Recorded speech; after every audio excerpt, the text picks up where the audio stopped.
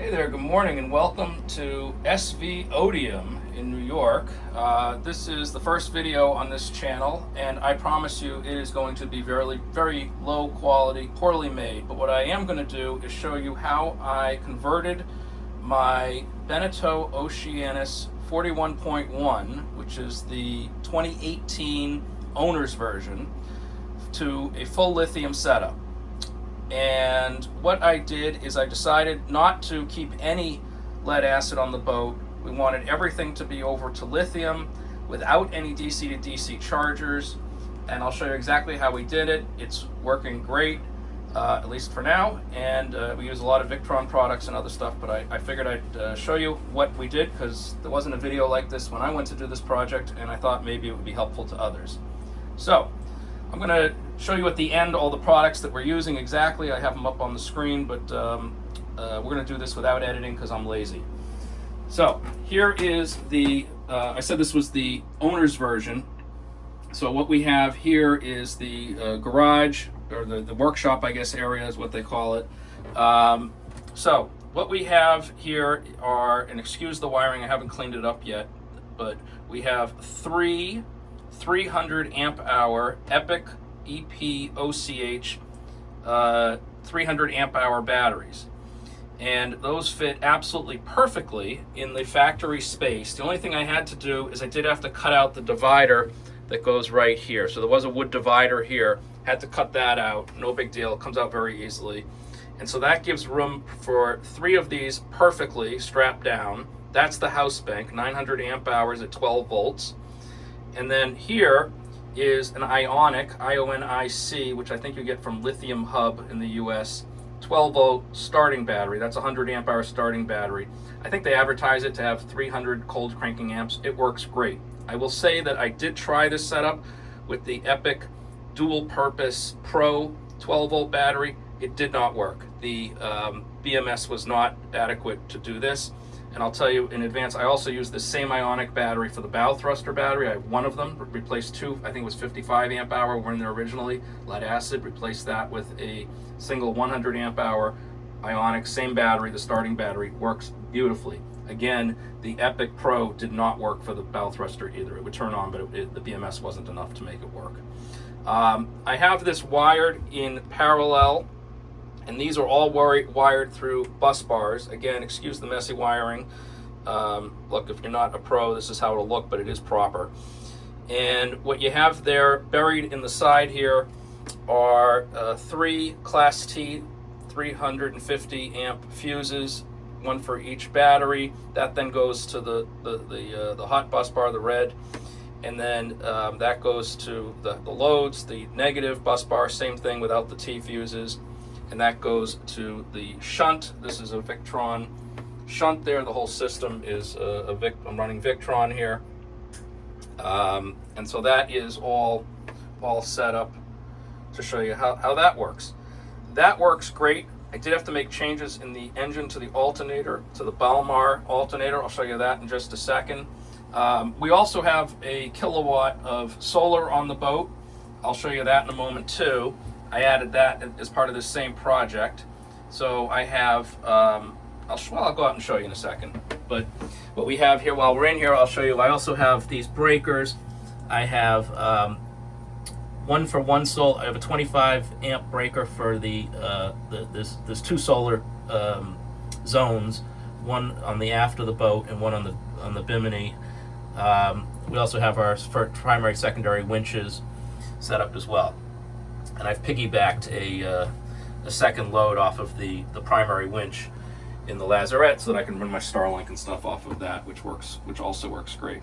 So this is what's happening in here, and I'm not going to lift up underneath my master bed, which is kind of a mess right now. But under there, just trust me, very simple wiring, nothing else added. Just replace the two batteries that were there with a single one of these Ionic starter batteries, exactly the same Ionic 100 amp hour starter battery. Let's see. Let's take you into the engine compartment. One thing I did have to do, which was a little bit of a project, but frankly, I'm not like the world's most mechanically inclined. I guess maybe I am at this point. We had to add the Balmar regulator. So there's a kit that Balmar will sell you for the factory Vallejo alternator here. You have to, and you can do this without removing the alternator. It is possible. It's a little tricky, but it's possible. And you change some of the pieces around, and you can then get a regulated, that's the 618 regulator. You can get a regulated alternator, which you absolutely need if you're going to go to lithium to be able to have the proper charge profile for everything.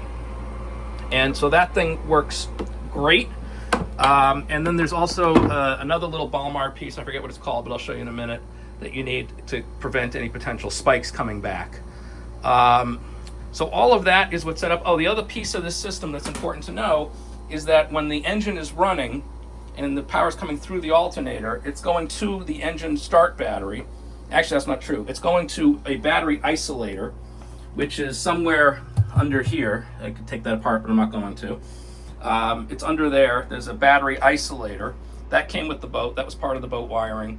Don't have to touch it. Don't have to do anything with it.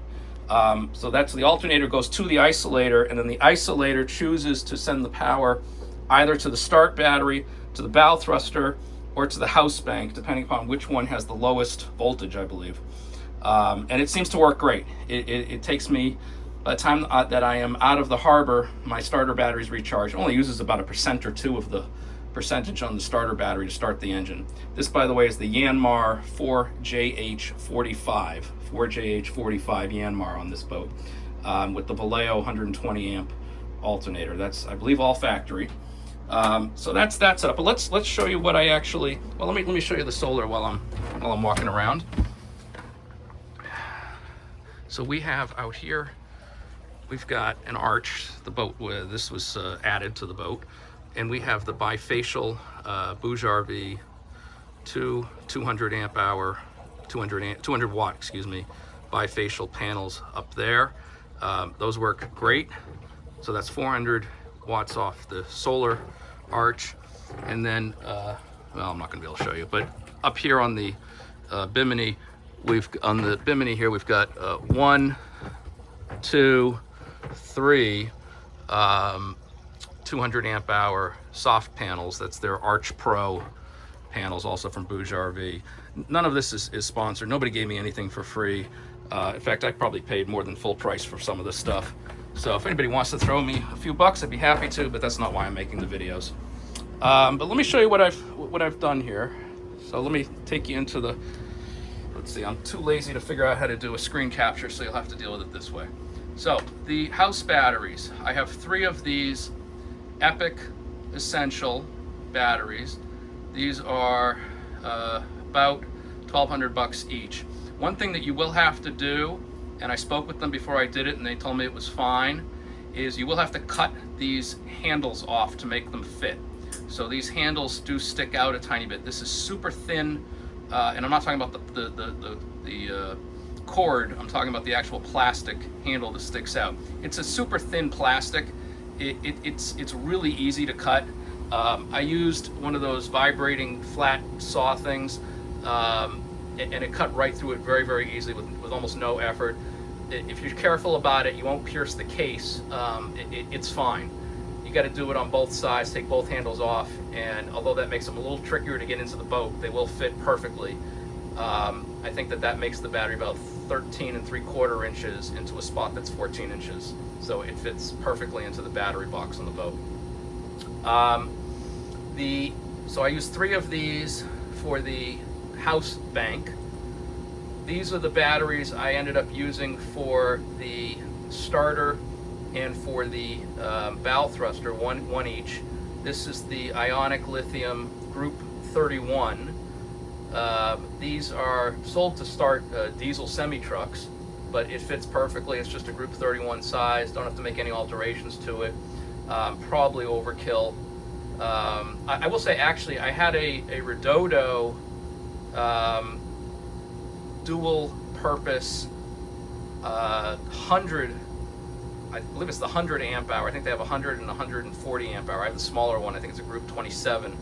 The 100 amp hour, I had that on my Boston Whaler, and when I was trying to figure out what battery to use, that one actually did work. It worked fine for the bow thruster and for the the starter on this boat. So you could use that as well. The Redodo dual purpose 100 amp hour, that one worked fine. It's a little smaller battery. I don't know, I went with this one instead of getting the Redodo. This one actually lets you see the cell value in the app. The Redodo doesn't, so that was, you know, a reason to make that change. The Epic Essential app, that one works pretty well too. You can see the cell, the individual cells within the battery. I liked that. I don't know why, but I did. So this battery lets you do that as well. So the Redodo doesn't, but either one will work, and the Redodo is quite a bit cheaper. All right, I told you what you need to do to the alternator. So what they sell is so this is the Balmar page, but I actually bought, here's the full thing that I bought from this company called PKYS Inc. Don't know who they are, but they sent it up pretty quickly, and their price was the same as everybody else. And what this is an alternator regulator and the conversion kit. And so this is really everything that you need to regulate the stock existing alternator. So you do not need to change your alternator, at least if you have the Vallejo 120 amp on the Yanmar 4JH45 on a 2018 Beneteau Oceanus 41.1. I can only speak to that, but this was pretty easy. It's a couple screws and a really good instruction manual to tell you how to do it. It's not hard at all, and you just have to kind of figure your way through the wiring, and it worked, and it works great. Just make sure that you get that field wire well attached to the regulator. It's a screw down, and I had to just make sure it's making really good contact. The first one I had wasn't quite making great contact, so that was a little stumbling block, but that's probably my error. Although I think that the way that they cut the cover that comes with this conversion thing, the cover wasn't quite, the hole wasn't quite big enough to get the wire fully through, so I had to snip that a little bit. It's a little bit of a fix, but it worked great. So in addition to this, you also should install this guy, which is the alternator protection module. And this is just a positive negative, super easy to wire in. And what this does is that if you get a kind of a sharp spike going backwards through the wiring, it'll keep from frying all your electronics and everything. That's the best way that I can explain it. It was explained to me that this is a necessary piece for the system, and at, you know, $80 it seemed like, you know, a pretty small piece of the whole puzzle. As far as the let's see, the solar that I did, we have two of these Bouge RV 200 watt bifacial panels. I got two of these on that aft arch. They work great. And then I added four of these. These are pretty new. The Arch Pro 200 watt. So we have three of these. So that gives us 200 on the two on the back. That's 400, and then three more on the Bimini. That's 600 on the Bimini. So 6 and 4 is 1,000. That gives us 1,000 watts, 1 kilowatt of solar. If we had full sun, which we don't at this time of year, but if we did, that would work great. And then I can show you where we are just using our system here for the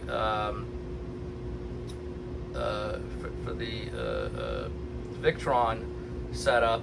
You can see that we've got an inverter. I have the I'll show you that actually as well. Why don't I I'll take you back there in a moment and show you all that. And as I said, I'm not going to edit, so good luck. It's going to take a minute. You might need to fast forward. That gets us, I have the 3000 multipass to 3000 inverter charger, 12 volt, 120 volt inverter charger. And that also works really, really well here. And what that lets you do, I'll just talk a little bit here while you're looking at my fun numbers. So our battery, this is showing, is currently at 88.2%. That was fully charged, I don't know, sometime yesterday. We're running AC loads of 115 watts, which is mostly this 42-inch screen. DC power is 120 watts running. That's just generally everything else that we keep running on the boat all the time, including one of our nav systems. And you can see we're making about 115 watts on this very cloudy late October day that I'm filming this. So I mean that's making very little power, but it's something. I've also got RUVI sensors that are giving me temperatures in the freezer, in the cockpit, in the cabin, in the fridge. I got 3 of those RUVI, RUVVI, something like that, sensors. And then I've got MOPEKA, MOPEKA or something like that, sensors on our water tank and on our 2 propane tanks. I have a grill and a cooking propane tank. So we have those sensors, and that all wirelessly connects through the Victron stuff. It's pretty nice the way that they've got that all set up. But this all works great. And I actually have, you can go into the Victron settings. I'm not going to do it, but there's a whole way to change on the multipass. There's probably a video out there somewhere that'll show you how to adjust the settings on the multipass. It's a real pain in the rear, but you got to go in through device list, and then once you go into device list, you'll eventually at the bottom get this little thing here that says remote VE configure. You click that downloads a file to your computer. You then open that file with their configuration app, and you can make changes. And then when you close out of the configuration app, it'll ask if you want to save. You hit yes, and then you go back into that place in the Victron app, and it'll let you upload that file back to the inverter, and that's how you change the settings. I'm not describing it perfectly, but that's how you do it. The way I have it set up, and look, 100 people can have it set up 100 different ways, is that I have the thing set so that when I'm plugged into shore power, it cycles the batteries up to 100%, and then it disconnects the shore power to let the batteries run down to 80% without using shore power. And then once it hits 80%, it'll go back up and use the shore power and to charge up. It's also using solar, and I have all that connected through the VE Connect, and I have a Servo GX as well hooked in here, so that's what's letting me connect everything together. And it all runs through the Starlink, so I have connection everywhere, which is how I'm looking at it here on the screen. In addition to having it so that when it's on shore power, it's going from 100 down to 80 and then back to 100, I also have it set up so that the top 5% of the charge, between 100 and 95%, it'll dump extra power through the AC2 output into my hot water heater. So what that means is that when the boat gets up to 100%, if I'm on the hook or on a mooring, the solar, that excess solar will act to heat up the hot water tank, which is great. But it'll only use 5% of my total house bank to do that. So once it gets below 95%, or below technically 96%, which is 95, it will stop using the batteries to heat up the hot water tank. So that works pretty well. But let me take you while I'm talking. Let me take you and show you some of that Victron stuff in the garage here. Let me put this guy down. Be aware when you're buying these batteries how high they are. These fit perfectly. You have about 10 3/4 inch in height. And let's see, how am I gonna get some light in here? Let's see, bear with me a second here. I got a little light. Let me put the battery pack on here. I promised you I wasn't gonna edit anything because I'm too lazy to, and this isn't a real YouTube sailing channel. Come on, get in there. Why can't I get this battery? Hold on a second. There we go. All right, now I've got a light. All right, let's show you what's going on in here. So I'm in the garage here. I've got a multi-pass. I don't know how well you can see that. I'm holding this away from me. So I've got that mounted on this side of the bulkhead. And then over here, I've got all of my MPPT controllers. I told you I had 2 zones. Here's the light. I've got 2 zones, one for the Bimini, one for the Arch. And we've got that also wired through bus bars. And I've got a breaker before it goes back into the house bank. So those 2 come together on the house bars, and then they go to the house bank. Yeah, I'm sure everybody else's garage looks the same here. That's what we call this. So this is the multi-pass here. Here you go. It's the multi-pass 12, 300, 120 volt. And so that works great. All right, let me turn off my light. And what else can I tell you? So this is what we did here, and I've got the screen here as well. And that's showing the same thing I had up on the big TV. And so this is here to show all of this stuff. I don't have a whole huge amount set up through here, but that's about all that you really should need. I have the GX is in the underneath. There's a, I'm not going to go in there, but under here there's a compartment that has easy access from that you can run stuff through the battery box into there. That's where the GX is sitting, and I have a Starlink all the way in the back. Actually, let me maybe I can show you the other thing I did. Yeah, you can sort of see it. Let's see. I put the light back on in here. So off the primary winches, off the primary winches, you can take some power off of there, and I made a little sub panel, and off that sub panel I've got the Starlink. I have the Mini, and the Starlink works great if you do the 12 volt to 36 volt step up. So I take the 12 volt, I got this thing off Amazon, works great. Most of this stuff came from Amazon, and that changes the voltage from 12 to 36 and sends 36 to the Starlink, which it's a lot happier with that. And that runs on the when I'm running the Starlink, it uses about 20 watts all day long consistently.